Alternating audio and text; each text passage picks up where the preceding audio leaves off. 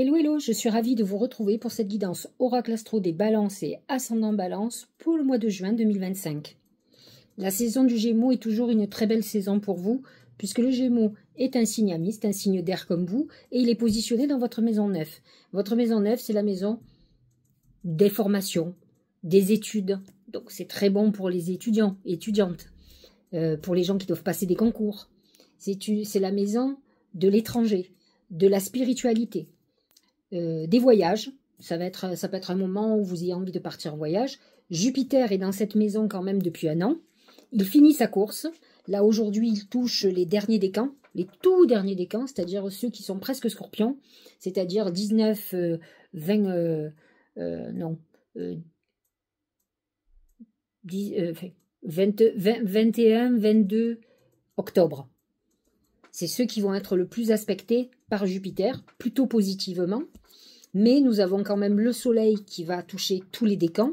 En tout cas, au mois de juin, ça sera le 2e et le 3e. Au mois de mai, bien sûr, à l'arrivée du Soleil en Gémeaux, effectivement, c'est le premier décan qui va être aspecté. Nous avons Mercure aussi dans cette maison 9. Ça veut dire que votre mental, votre esprit va être ouvert à peut-être une vie nouvelle, à des nouvelles opportunités. Donc Mercure va vous ouvrir cet esprit. Donc effectivement, il va y être jusqu'au 8 juin, et puis il va passer en Cancer. Le Cancer, c'est pas un signe ami pour vous. Vous êtes en conflit avec ce Cancer, mais il est positionné dans votre maison 10, la maison de vos ambitions, la maison qui est aussi en lien d'une manière ou d'une autre avec votre famille, votre foyer. Vous pouvez être partagé entre vos ambitions et vos devoirs de famille, du couple, de vos enfants, de vos parents, de la famille, frères et sœurs, enfin, en tout cas tout ce qui concerne votre foyer, y compris votre lieu de vie. Vous allez être certainement, avec l'arrivée de Jupiter dans cette maison, à partir du 10 juin, toute l'année, pendant un an, vous allez être préoccupé par vos ambitions, des projets professionnels. Vous allez vouloir évoluer, vous allez vouloir vous faire muter, vous allez vouloir monter un business, vous allez vouloir acheter un bien immobilier, agrandir, faire des transformations. On est dans une volonté d'évolution dans nos projets personnels, nos ambitions personnelles, et aussi pour consolider le côté foyer. Mais attention, le foyer peut être à un moment donné un obstacle à ces ambitions pour certains d'entre vous. D'autant plus que nous aurons donc le Soleil à partir du 22 juin dans cette maison 10 et Mercure qui va y être entre le 8 et le 27 juin. Ensuite, il quitte le Cancer, en tout cas Mercure, pour entrer en Lion, qui est un signe ami pour vous. Il est positionné dans votre maison 11. C'est un moment où Mercure va avoir envie de sortir, de s'éclater, de briller. Vous avez ça en commun. C'est pour ça que vous verrez souvent des balances avec des lions. Ils aiment recevoir, ils aiment sortir, ils aiment rencontrer les autres, ils aiment le luxe. Ils ont en commun un peu la folie des grandeurs. C'est vrai qu'ils aiment les très belles choses, tous les deux. Et c'est vrai que en plus vous avez Mars dans cette maison 11 depuis un moment, puisque nous avons eu presque 6 mois où Mars a alterné entre le Cancer et le Lion.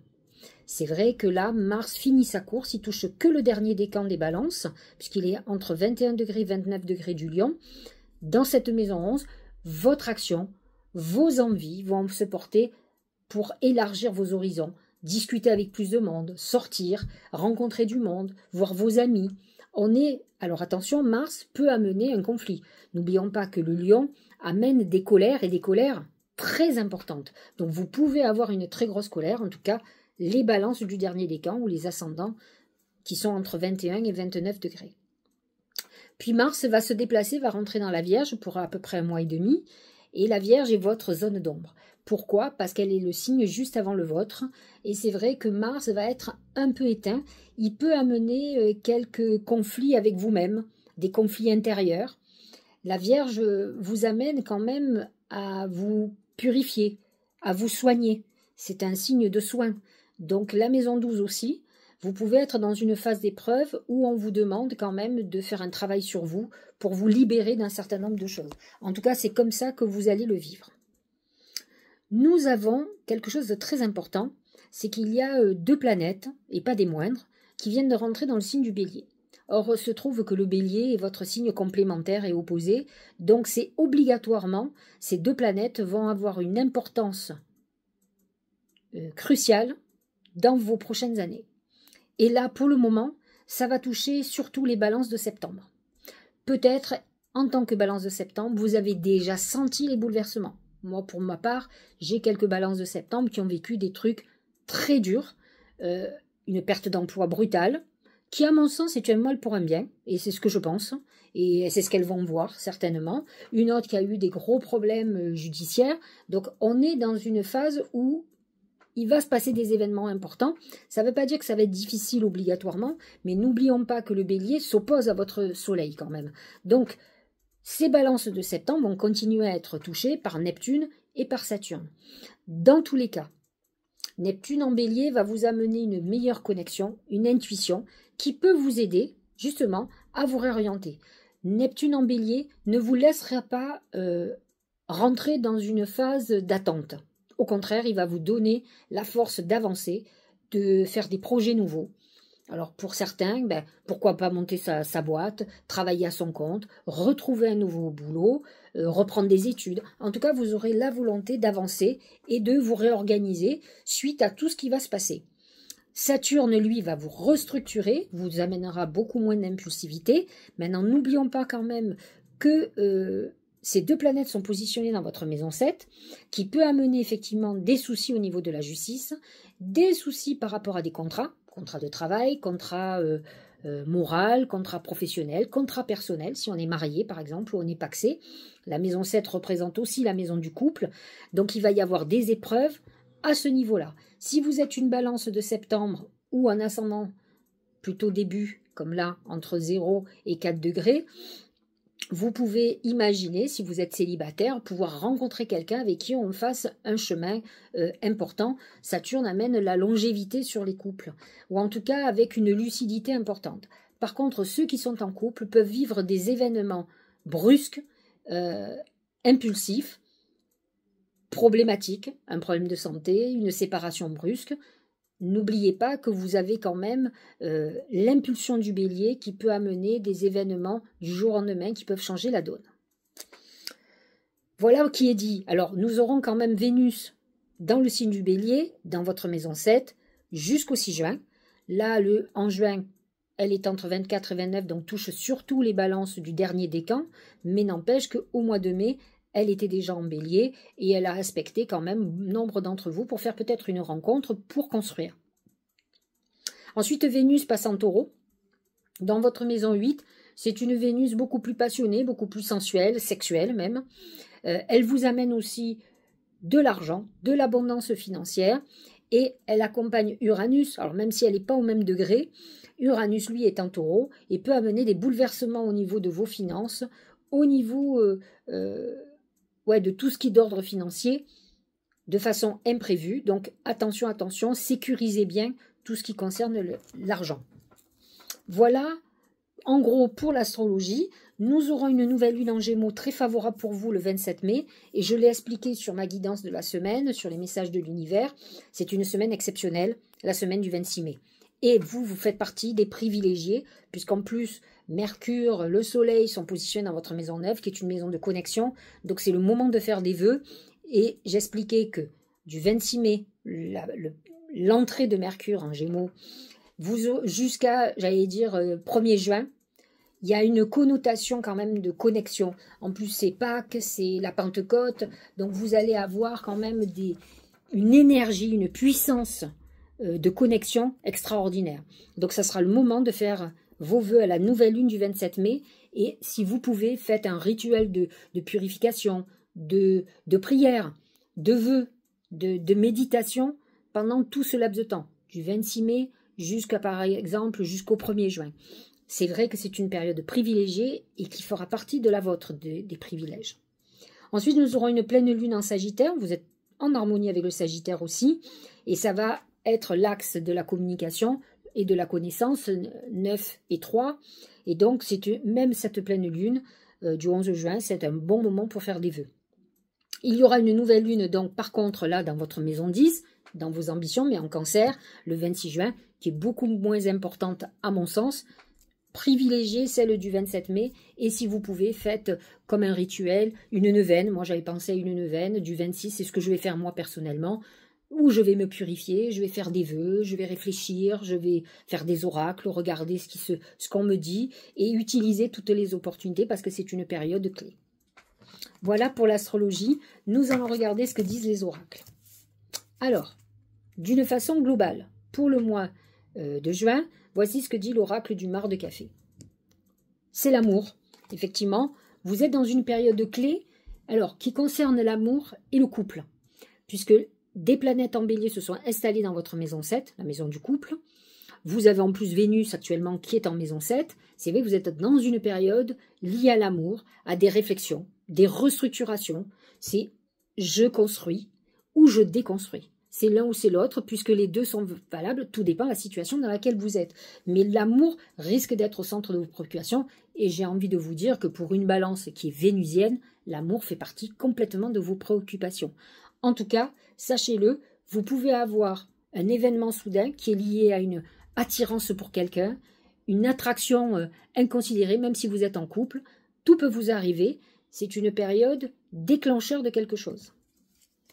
Au niveau financier et professionnel, c'est le rat. Vous avez un peu comme la Vierge. Vous êtes dans une période où vous pouvez avoir quelques soucis professionnels et financiers. Vous pouvez avoir des choses à payer, une dette à payer, des pertes de clientèle. On peut vous avoir licencié ou vous pouvez être depuis un moment dans une période sans activité où vous ne trouvez pas de boulot. Donc ça peut être un petit peu difficile au niveau financier. Sachez quand même que Vénus, qui va être en taureau à partir du 7 juin, peut vous amener quand même à retrouver le sourire, puisque Vénus en maison 7 peut amener quand même des rentrées financières et un mieux-être à ce niveau-là. Au niveau sentimental, c'est la tortue. La tortue, c'est une période où on peut être un peu dépressif, mais si elle a la tête à l'extérieur, elle avance doucement certes. C'est une période où on a envie, par exemple, de déménager, de vivre en couple. C'est un moment où on réfléchit sur l'amour. On va certes lentement, mais on va sûrement. On est dans une période où effectivement on peut trouver une relation qui s'installe progressivement, pas hyper rapidement. Je sais que vous rêvez d'un truc hyper romantique, hyper passionné, mais là on n'est pas encore dans la passion, malgré les planètes en bélier, qui peuvent amener ce côté passionné, mais qui peut-être votre peur, peut-être un certain nombre de choses vont freiner vos élans. C'est vrai que Saturne va freiner votre emballement, mais peut-être que c'est pour une très bonne chose. Des fois, mieux vaut y aller, comme on dit, chi va sano va piano, chi va piano va lontano. Donc, l'essentiel, c'est que les choses s'installent progressivement dans une idée claire, une idée sûre, une idée réelle de l'histoire que vous vivez. Au niveau santé, bon, c'est parfait. C'est les étoiles. Vous êtes dans une période plutôt favorable au niveau de la santé. C'est vrai que Mars est installé dans votre maison 12, donc il peut y avoir pour certains, hein, c'est vraiment pour le premier décan, ceux de septembre toujours. Ça peut être un moment un peu où on est tourmenté, on est fatigué, mais globalement, vous êtes dans une très bonne période au niveau de la santé. D'accord? J'ai demandé à mes guides comment allait se manifester la chance. Là aussi, vous n'êtes pas la seule personne, le seul signe qui a eu ce message-là. C'est le désert. Alors, vous allez me dire, mais comment on peut avoir de la chance quand on tire le désert? C'est une période d'épreuves. Et ces épreuves vont vous faire mûrir. Et ça, c'est une chance. Peut-être que si vous n'aviez jamais eu cette épreuve, vous n'auriez pas avancé. Donc, voyez l'épreuve que vous avez aujourd'hui, qui est une restriction, la perte d'un emploi, des difficultés, l'obligation de payer certaines choses. Et dites-vous que ça va vous amener une réflexion nouvelle et va vous ouvrir les portes. Parce que si vous ne vous modifiez pas, les portes ne s'ouvrent pas. Vous continuez sur la même lancée. Donc, les portes qui vont s'ouvrir vont vous permettre d'avoir une nouvelle vie avec un mode de fonctionnement différent. Et si vous avez compris les épreuves, plus jamais vous ne les vivrez. Donc, vous allez partir sur une période plutôt très positive. Et c'est ce que je vous souhaite. De toute façon, avec Saturne en bélier, Neptune en bélier, bien sûr que plus jamais les choses seront de la même manière. Il y a quelque chose qui est en train de se préparer en profondeur, même si tout n'est pas figé, puisque Neptune et Saturne vont retourner un petit peu dans le Poisson pendant un certain temps, mais l'année prochaine, ils seront définitivement dans le Bélier. Donc vous êtes en train de vous préparer à une nouvelle vie. Regardez les événements qui se sont passés de façon brusque, ce qui vous est arrivé, peut-être de façon entre guillemets dramatique, c'est-à-dire que vous avez vécu une émotion très forte, qui vous a déstabilisé, mais qui au final va vous amener des perspectives nouvelles, une restructuration de vie à mon sens, exceptionnel. D'autant plus que vous avez été accompagné de Jupiter à côté. Donc, pour le moment, c'est plutôt face. C'est vrai que Jupiter va passer maintenant en Cancer. Il va vous laisser tranquille, hein, on est bien d'accord. Vous avez quand même, il ne faut pas l'oublier, Pluton aussi, j'ai oublié de vous le dire, qui est dans votre maison 5, la maison des amours, la maison de la famille, des enfants en tout cas, de la procréation, de la créativité, mais de la chance aussi. Et Pluton va transformer votre vision de l'amour, la vision de certaines choses.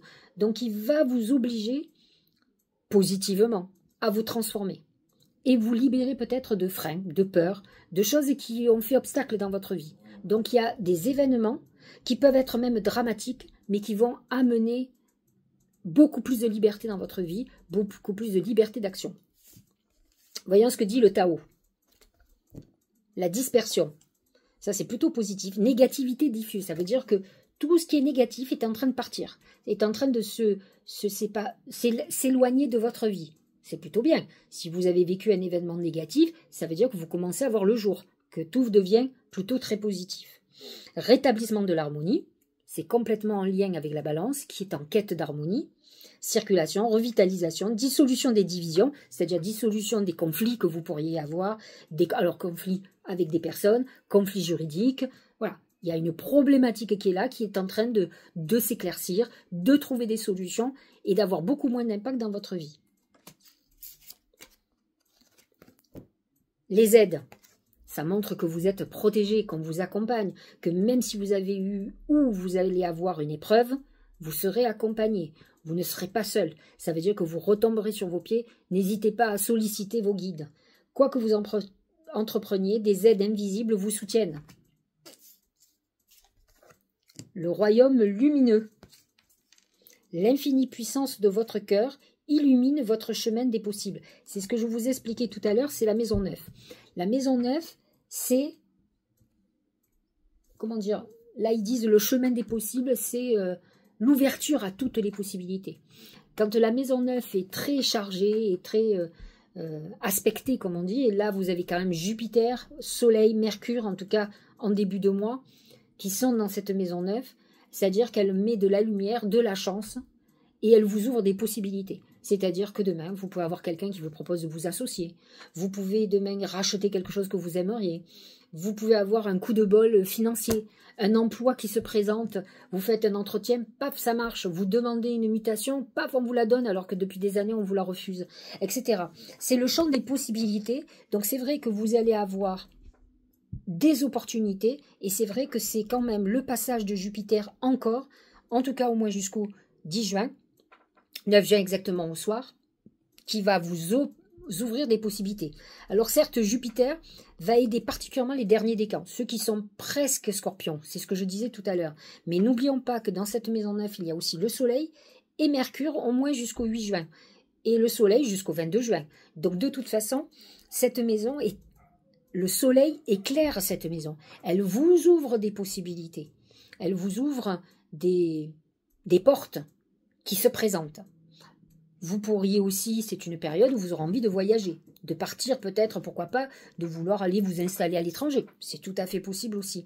Donc, les possibilités sont immenses. Un déménagement, l'opportunité. C'est en fait l'infinie possibilité de la maison 9. C'est vous dire, il va se passer des choses qui sont des portes ouvertes par l'univers. C'est l'univers qui te donne des bénédictions, des coups de chance, des choses qui n'étaient pas prévues dans ton parcours. Ou en tout cas que toi, tu n'avais pas prévu. Mais l'univers avait son programme pour toi. Donc, voilà ce qu'on est en train de vous dire. Et effectivement, y compris les aides, Jupiter dans votre maison 9 a beaucoup alimenté votre aide. Actuellement, Mars en Lion et Mercure à la fin du mois dans le signe du Lion, c'est dans votre maison ronde, c'est des protections, c'est vos aides. C'est-à-dire que vous pouvez vous connecter et vous pouvez parler à vos défunts, à des personnes qui sont là, dont vous avez besoin. On est dans une période où on est quand même très protégé. Regardez, Soleil. Mets-toi face au soleil, tire la langue et aspire son énergie pour la faire descendre jusque dans ta poitrine. Laisse sa chaleur réchauffer ton cœur et animer ton énergie vitale. On est dans une période de revitalisation, de renaissance, où on se sent revivre. Alors certes, les planètes en bélier vont vous donner un coup de boost. Si vous voulez, même s'il est opposé à votre soleil, le bélier représente un signe de feu et donc la lumière, cette chaleur qui va vous donner l'envie d'eux. Mars en lion aussi, tout le mois, va vous donner un coup de fouet, va vous donner envie d'avancer, va vous donner le courage de le faire et la volonté. Identiquement les planètes en bélier, qui s'harmonisent avec ce Mars. Hein. Alors, bien sûr, Mars est beaucoup plus en harmonie avec Vénus, qui est en fin de signe jusqu'au 6 juin, qu'avec Neptune et Saturne, parce que Neptune et Saturne sont en début de signe, sont entre 0 et 2 degrés, alors que Mars, il est entre 21 et 29. Donc, ils sont trop éloignés pour être aspectés. Mais malgré tout, ça veut dire que tout le mois, vous avez quand même ces signes de feu qui sont représentants du soleil et de la lumière, qui vous boostent, qui vous donnent beaucoup de courage. Et j'ai envie de vous dire que ce Jupiter en Gémeaux, encore, le soleil en Gémeaux, en tout cas une bonne partie du mois de juin, amène ce côté lumineux, puisque le Gémeaux est un chercheur de vérité. Il illumine, il cherche, c'est l'illumination de la vérité. On sort de l'ombre pour aller vers la lumière. C'est le symbolisme aussi du Gémeaux. Donc vous êtes dans des périodes plutôt très positives, comme Pluton, qui représente les zones d'ombre, qui vous dit, tu vas mourir et tu vas renaître. Tu vas sortir de tes zones d'ombre pour aller vers la lumière, dans le Verseau, qui est aussi un signe ami.